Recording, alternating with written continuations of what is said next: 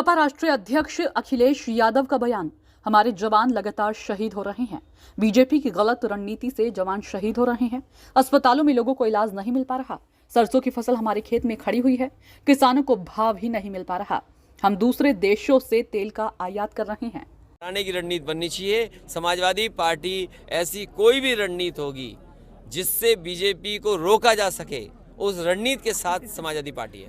मैनपुरी से सपा लगातार डिम्पल जी के सामने बता रहे कि या तो कंगना रनौत या हेमा मालिनी को उतार सकती है। अरे कितनी अच्छा चुनाव होगा। सोचो हमारे पत्रकार साथी, अगर ऐसा हो जाए तो कितना अच्छा चुनाव होगा। अच्छा, इतना शानदार चुनाव होगा कि बीजेपी को वोट ढूंढने पड़ेंगे कि वोट कहाँ मिलेंगे। अध्यक्ष जी, और देखने वाले तो आएंगे ना लोग। अध्यक्ष जी नहीं देखिए, ये अगर ये सवाल तुम्हारा है, केवल हमारा मत चलाना।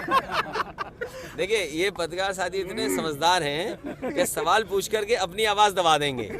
जो गलत आप कह दोगे वो चलेगा। तो मैं अपने पत्रकार साथी से कहूंगा, अगर ऐसा चुनाव होगा तो बड़ा शानदार और ऐतिहासिक चुनाव होगा। राष्ट्रीय अध्यक्ष जी, लगातार इस बहाने वो सैफई और इटावा का विकास देख लेंगे। राष्ट्रीय अध्यक्ष जी, आपका तो समाजवादियों का बहुत बड़ा दिल है, लेकिन ये संकुचित जिनसे गठबंधन किया है, हर जगह संकुचित बात करते हैं। मैंने इसीलिए कहा कि समाजवादी पार्टी का प्रयास है कि बीजेपी को रोका जाए, और बीजेपी को रोकने के लिए समाजवादियों का साथ देना चाहिए जो भी बीजेपी को रोकना चाहते हैं। अभी रणनीति ये बननी चाहिए कि बीजेपी का मुकाबला कैसे हो। इस बात के लिए चर्चा नहीं होनी चाहिए उनका दल कैसे बने। कुछ लोग दल बनाना चाहते हैं, हम बीजेपी रोकना चाहते हैं। ये जनता समझती है, और किसी के भी इमोशन से किसी भी दल को ब्लैकमेल नहीं करना चाहिए। कुछ दल हैं किसी के इमोशन का लाभ उठा करके ब्लैकमेल करना चाहते हैं। हमें उम्मीद है ऐसे दल नहीं बनाएंगे अपना, पहले बीजेपी को रोकेंगे। अच्छा, उत्तर प्रदेश अन्ना जानवर एक बहुत बड़ी समस्या है। मैनपुरी के दरोगा जिनकी संभल में डेथ हो गई, ड्यूटी से लौट रहे थे, तो सरकार को ऐसे दरोगा जी को 1 करोड़ रुपए देने चाहिए। हालांकि उनके परिवार के सदस्य को नौकरी मिलेगी।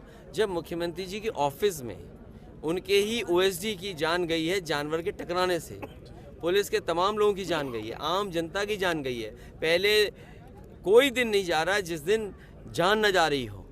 तो सरकार को सोचना चाहिए, 1000 करोड़ रुपए खर्च कर रहे हैं आप उत्तर प्रदेश में, गरीबों को सांड से नहीं बचा पा रहे हैं, किसान को सांड से नहीं बचा पा रहे हैं।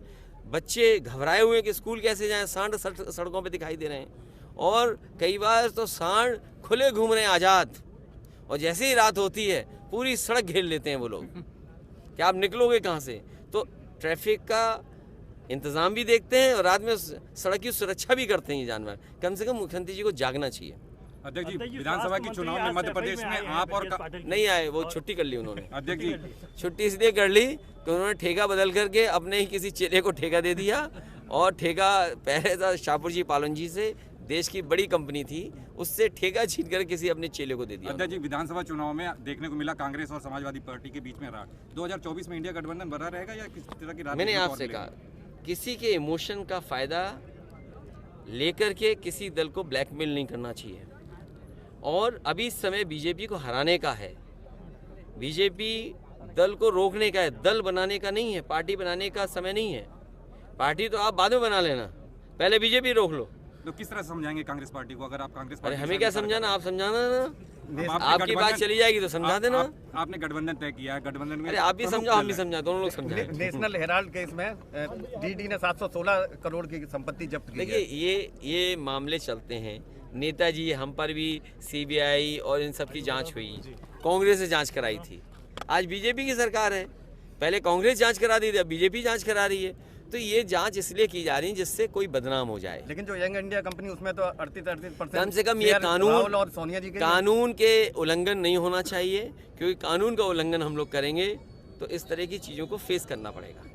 कानून सबके लिए बराबर है और कानून से ही चलना चाहिए। अगर कानून में कोई गलती है, कानून ऐसा है कि हम दे सकते हैं, तो दोनों पक्ष की बात तो सुननी पड़ेगी। हर चुनाव में सरकारी संस्थाओं का दुरुपयोग आपने खुद देखा है। 2024 में संस्थाओं का दुरुपयोग देखने को मिलेगा। देखिए, संस्थाएं मजबूत हों उससे देश मजबूत होगा।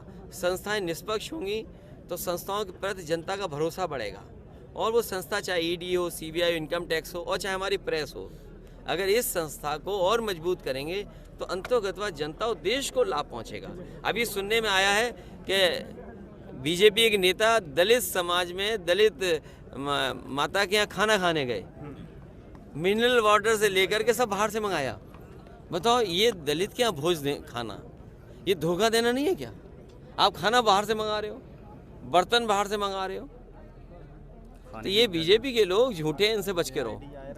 3 दिसंबर को जो परिणाम आएंगे एमपी के, क्या जो स्थिति रहेगी? जिसकी सरकार खासकर- बनेगी उसको खासकर बधाई दी समाजवादी पार्टी जाएगी। की। देखिए, जिसकी सरकार बनेगी उसको बधाई दी जाएगी और हमें उम्मीद है कि समाजवादी पार्टी का परिणाम अच्छा है, होगा। पहले एक विधायक था, हमें उम्मीद है पहले एक विधायक से ज़्यादा विधायक जीतेंगे और जिन क्षेत्रों में हम लोग गए हैं उन क्षेत्रों में समाजवादी पार्टी को पहले से अच्छा वोट मिलेगा।